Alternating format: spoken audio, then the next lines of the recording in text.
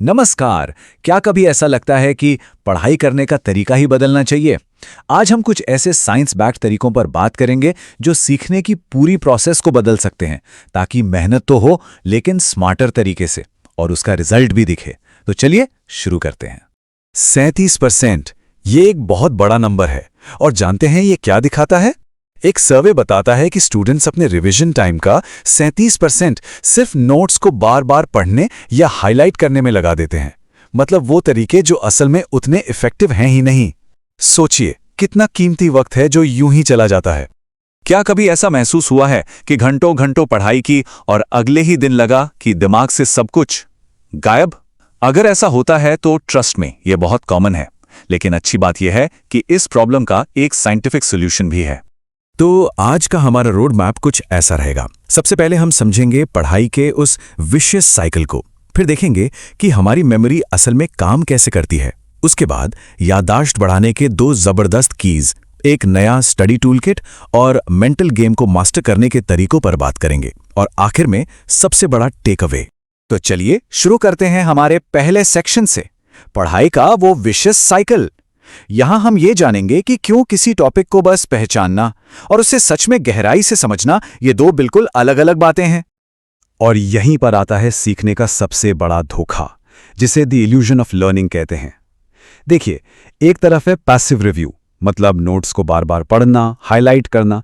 इससे ना एक प्रोडक्टिविटी वाली फीलिंग तो आती है, लगता है कि हाँ कुछ हो रहा है, लेकिन असल में ये बस एक पहचान बना रहा है। दूसरी तरफ है एक्टिव रिकॉल, जो असली लर्निंग है। इसमें आप खुद को टेस्ट करते हैं, इंफॉर्मेशन को दिमाग से खींचकर बाहर निकालते हैं और कॉन्सेप्ट्स को किसी और को समझाते हैं। यही प्रोडक्टिव है। तो सवाल ये उठता है कि अगर पैसिव रिव्यू काम नहीं करता तो फिर करता क्या है? इसका जवाब छिपा है इस बात में कि हमारी मेमोरी, हमारा दिमाग असल में काम कैसे करता है। चलिए अपने दिमाग के इस फाइलिंग सिस्टम को थोड़ा करीब से समझते हैं। देखिए, हमारी याददाश्त के न 3 मेन स्टेजेस होते हैं। पहला है इनकोडिंग, मतलब जब कोई नई जानकारी अंदर जाती है और दिमाग उसे समझता है। फिर आता है स्टोरेज, मतलब उस जानकारी को संभाल कर रखना। और आखिर में है रिट्रीवल, यानी जब जरूरत पड़े तो उस जानकारी को वापस याद करना। इफेक्टिव लर्निंग के लिए इन तीनों का मजबूत होना बहुत जरूरी है। और हमारी इस कहानी का विलन भी है। इसे कहते हैं द फॉरगेटिंग कर्व। ये कर्व हमें दिखाता है कि कोई भी नई चीज सीखने के बाद हम उसे कितनी तेजी से भूलने लगते हैं अगर उसे रिवाइज ना किया जाए।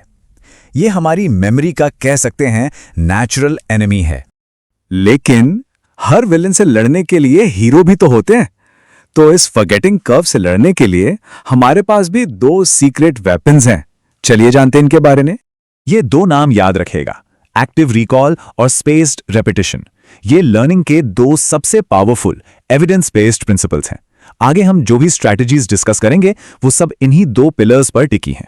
कॉग्निटिव साइंस ने यह बार बार साबित किया है, एक ही रात में सब कुछ रटने की बजाय अगर स्टडी सेशंस के बीच में थोड़ा गैप रखा जाए, जिसे स्पेस्ड रेपिटेशन कहते हैं, तो वो जानकारी लंबे समय तक याद रहती है। ये लॉन्ग टर्म मेमोरी की चाबी है। तो सवाल है कि ये गैप कितना होना चाहिए? इसका एक सिंपल सा रूल ऑफ थंब है।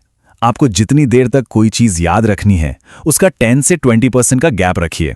जैसे मान लीजिए आपका टेस्ट 1 हफ्ते बाद है, तो पहला रिवीजन 1 दिन बाद कर लेना आइडियल रहेगा। ये स्टडी कमाल की है। ये दिखाती है कि हमें जो लगता है कि काम कर रहा है और जो असल में काम करता है, उसमें कितना फर्क है।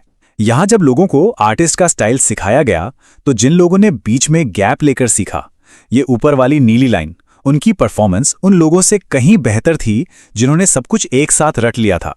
मतलब क्रैमिंग से हमें कॉन्फिडेंस तो महसूस होता है, लेकिन डेटा साफ साफ बताता है कि असली लर्निंग तो स्पेसिंग से ही होती है। ऑलराइट, तो थ्योरी तो हमने समझ ली, पर अब सवाल यह है कि इसे प्रैक्टिस में कैसे लाएं। चलिए अब थ्योरी को एक्शन में बदलते हैं। पेश है एक नया स्टडी टूल किट। सबसे पहले है फाइनमेंट टेक्निक। ये किसी भी कॉन्सेप्ट की अपनी अंडरस्टैंडिंग को टेस्ट करने का जबरदस्त तरीका है। करना क्या है, कोई भी कॉन्सेप्ट लीजिए, अब उसे इतने सिंपल टर्म्स में समझाइए मानो आप किसी 12 साल के बच्चे को समझा रहे हों। आप जहां भी अटकेंगे या मुश्किल शब्दों का इस्तेमाल करेंगे, समझ जाइए वहीं आपकी अंडरस्टैंडिंग में गैप है। बस उस गैप को भरिए और फिर से ट्राई कीजिए। अगला है द ब्लर्टिंग मेथड। ये एक्टिव रिकॉल को प्रैक्टिस करने का एक बहुत ही डायरेक्ट और इफेक्टिव तरीका है। आप अपने नोट्स का एक सेक्शन पढ़िए, फिर किताब बंद कर दीजिए और एक खाली पन्ने पर जो कुछ भी याद है सब लिख डालिए। Literally blurt it out.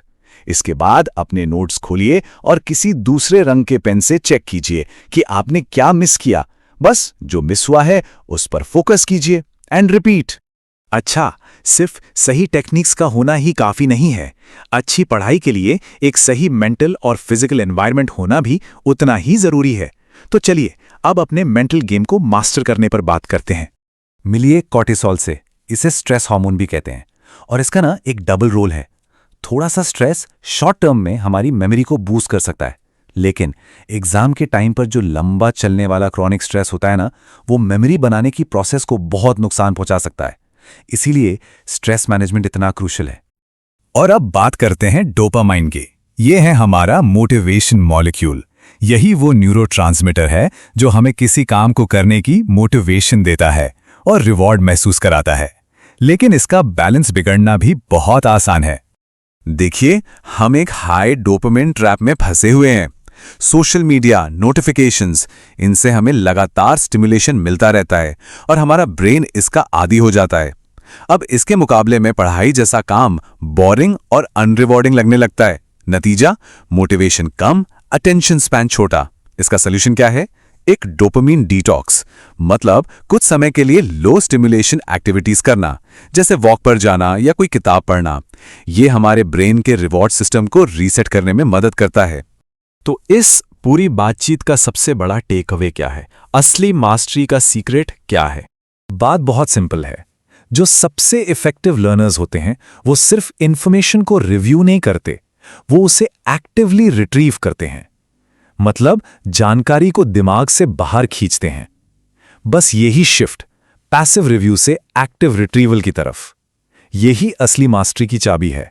Mortimer Adler का ये कोट इस पूरी बात को परफेक्टली सम अप करता है। वो इंसान जो कहता है कि उसे पता है कि वो क्या सोचता है लेकिन उसे एक्सप्रेस नहीं कर सकता, उसे असल में पता ही नहीं है कि वो क्या सोचता है। ये एक्टिव रिकॉल और फाइनमेंट टेक्निक की पावर को कितनी खूबसूरती से बताता है। और जाते जाते एक सवाल सबके लिए, आज अपनी पढ़ाई की कौन सी एक पैसिव हैबिट को एक एक्टिव हैबिट से रिप्लेस किया जा सकता है? इस पे सोचिएगा जरूर।